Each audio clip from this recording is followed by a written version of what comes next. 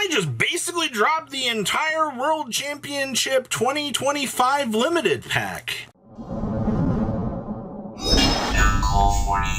Make sure you guys smash the living crap out of that subscribe button so you guys don't miss out on more content. Konami just dropped this absolute banger image out here, and this is essentially everything that we are going to be getting out of this year's World Championship 2025 pack. Now, a couple of these are actually kind of refreshing choices, but some of these aren't necessarily the nicest of choices. Now, Diabellstar being in here on the Van Gogh art, I think is going to look pretty nice. I'm actually kind of excited about that. Honestly, there's going to be something kind of nice about receiving that. Poblar's also a pretty welcome choice to this list. I don't think anybody's really going to be too upset about seeing Snake Eyes Poblar doing his job. Now, Sylvia in here, the big Omni Negate that has always played a pretty major role in the White Forest deck and has always been a pain in all of our butts to deal with. I'm actually pleasantly happy about the addition of this, and I don't think anybody's going to be too upset about this. The fact that, you know, she's been paywalled behind like a super rare this entire time and hasn't truly had a rarity upgrade is a little bit disappointing, but I'm okay with this. Also, Mu Russelago getting a upgrade in here is also going to be kind of nice. Because, I mean, Mu and Silvera, both of these two have been cornerstones of the White Forest archetype. And the fact that we're going to be bringing both of these together, I think, is very welcoming. The fact that Snake Eyes got effectively, what, 4 cards in here isn't too crazy. Also, to be honest, across the multiple updates and things that we had for this lore, only dedicating 4 cards to this is also pretty nice. All real things considered, everybody, for what this pack had and what it kind of brought to the table for the competitive side of these two decks, the White Forest and the Snake Eyes. These two decks were absolutely just devastating to be dealing with. Now, we also have Tenpai Dragons. Oh boy, the fact that Tenpai Dragons were absolutely just one of the, I want to say one of the worst experiences that the modern era player kind of had to deal with, felt really, really bad. And the fact that the big boss monster, the Big Chunga's level 10, is going to be receiving that big rarity upgrade. Okay, Konami, I see you. I see you. I like what you're doing here. And then, of course, Sengen Summoning getting it. This is an indicator that Sengen Summoning is going to move on a future ban list down here to try to promote some Dragon Maid future gameplay, because that's kind of what it's feeling like here. And I don't actually hate that idea of being able to see Tenpai maybe get a little bit of a boost back into the format. You know, as a 2-of, I don't think it would necessarily do anything really too crazy. So I'm kind of about that. Now, we also do have Melodious here. Let's call this what this is. Melodious absolutely deserved it, even though they only had kind of like a little bit of like a week, it felt like, out here to kind of come to the table and decide what they were doing was actually kind of crazy, actually. So I do look forward to actually seeing this deck. Honestly, I think this Melodious was one of the kind of cool challengers that the meta had that people kind of forgot about over the course of things. And Memento, finally. I like the fact that they looked at a lot of the super rares from this set and they said, hey, we need to give these things rarity upgrades. Memento is going to look fantastic with that watercolor art. Actually, good job, Konami. You've got me a little bit excited out here for what you're gonna do with the big Memento boss monster itself. That card is going to look gorgeous. Oh, I'm so excited about that. Now, I do see that we have Fire King, the big Garunix himself in here. Now, this is typically a 1-of in the deck. I'm not going to feel too bad about wanting to spend a little bit of money to have a copy of this in the very nice rarity, assuming that, you know, this is going to look really, really nice with the watercolor approach to it.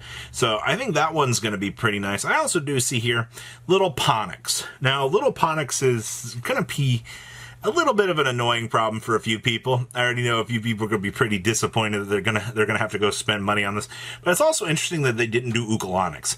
Honestly, Ukalonics was the thing that really held this strategy together, in my opinion, because the minute Ukalonics came out, this deck just really pushed off out here at what we were really able to see. So, okay, we'll give this a little bit of time. I mean, the Fire King stuff I think will settle in, at least in terms of the secondary value. Now, you do have the Mermail stuff here.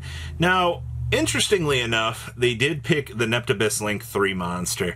Now, I'm pretty disappointed in this choice, as I think most people are going to be, but it feels like here that all of these cards are supposed to be new cards.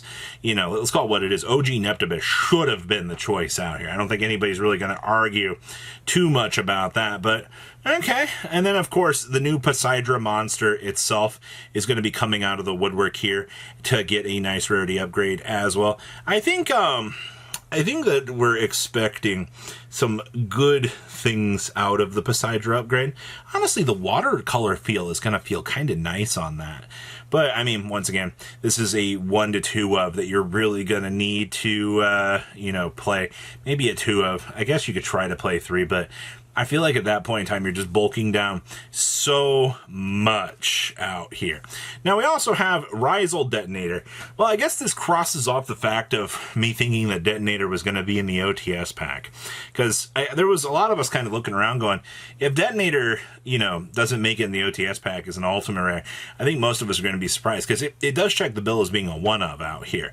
Considering how good that the boss monster is, you're just like, oh, okay, so you slot 1 into the deck, you're good to go.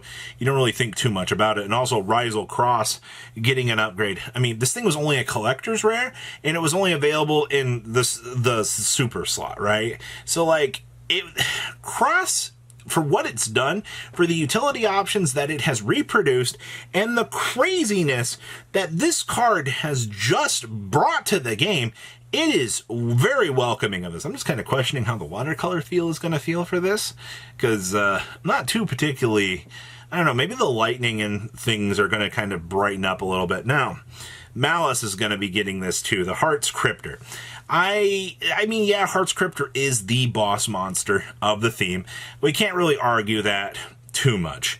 It definitely has held the deck together very, very nicely, but you could have given this to the White Binder. You could have given this to the Red Ransom. And I think people would have been bouncing off the walls a little bit more excited for what was to come. And also, you picked the most hilarious trap card to add into the deck. All right, now, you guys know all the drama and things that have been around the traps out here. Good job, Konami. Good job. All right.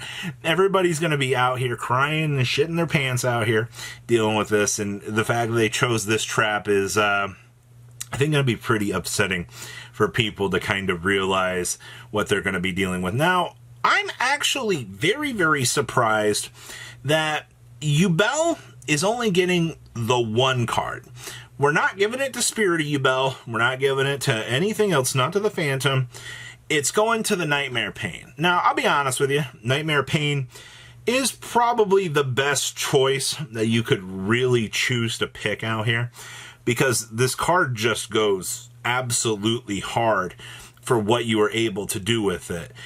So, I guess good choice. And then we have 3 slots dedicated to Blue Eyes. 1 to the Maiden, 1 to the new Synchro, and actually 1 to the big Tyrant Dragon that storms fields and resets, True Light, just resets the Purge and resets all that stuff. All 3 of these are the best choices that, you could actually work with and be able to have.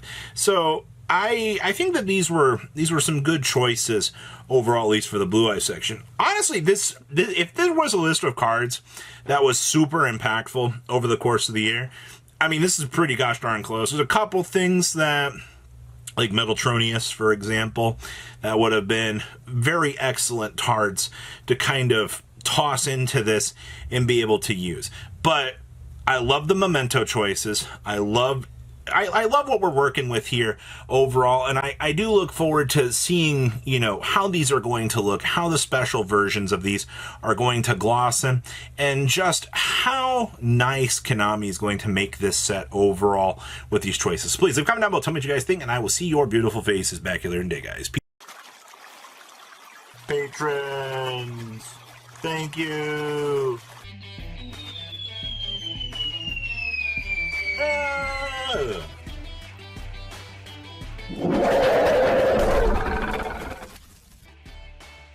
Thank you so much for watching. Check out these other videos.